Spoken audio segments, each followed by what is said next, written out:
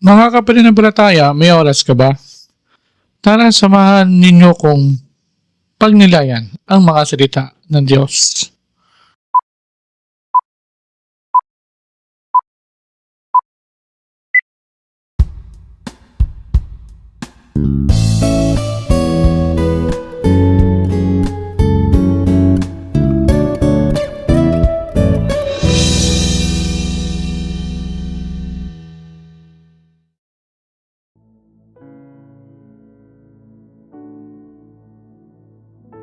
Ang mabuting balita ng Panginoon ayon kay San Lucas.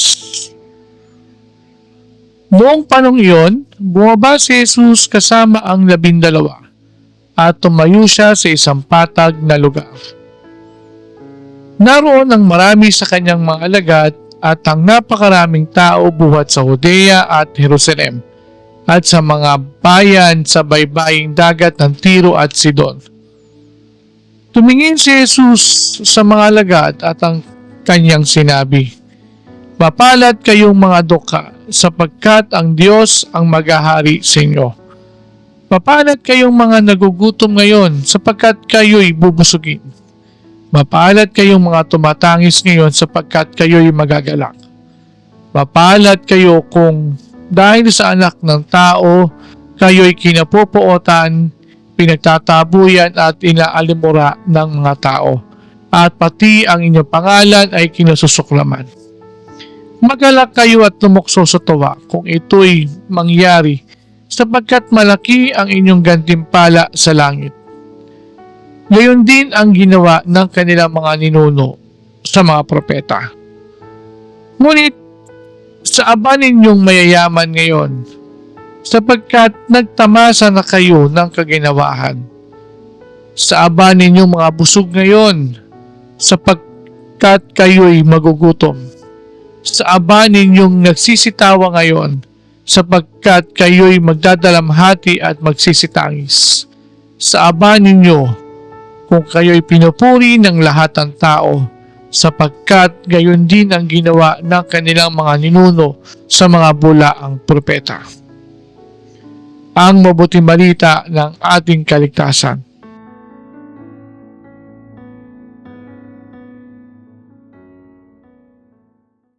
Mapalad ka ba? Mga kapanampalataya, tayo ay nasa ika-6 na linggo sa karaniwang panahon. Sa ating ebanghelyo ngayon, tayo ay binibigyan ng pag-asa. Marami sa ating ngayon ay nakakaranas ng mga pasakit at paghihirap sa buhay.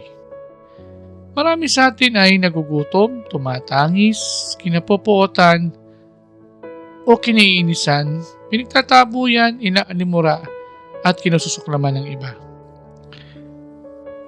Tayo ay binigyan ng pag-asa ng Diyos na sa kabila ng mga bagay na ito, pasakapiling natin ang Diyos.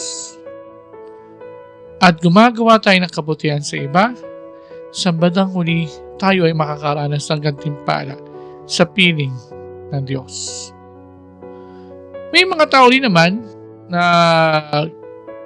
nasa ginawahan, nakakaranas sa kaginawahan, nakakaranas sa ng kasaganaan, pero gumagawa naman ng hindi maganda sa ating kapwa o sa kanilang kapwa. Sila, sa bandang huli, ay makatatanggap ng kaparusahan. Hari nawa sa pagpapatuloy natin sa paglalakbay sa ating pananampalataya, tayo ay magpatuloy sa paggawa ng mga wasto, kahit na marami sa atin ay nakakaranas sa paghihirap at katustahan. Tandaan natin na sa bandang huli ay may naghihintay sa ating nakikinawahan sa piling ng Diyos. Sa putong ito, samahan ninyo ko sa isang munting panalangin. Panginoon, alam namin na alam mo na nakakaranas kami ng mga paghihirap at kapigatian sa buhay. Alam namin na ikaw ay aming kasama at karamay sa bawat pinagdadaanan namin ngayon. Tulungan po kami na balagpasan ang mga ito at para balang araw ay makamit namin ang tagumpay sa inyong piling. Amen.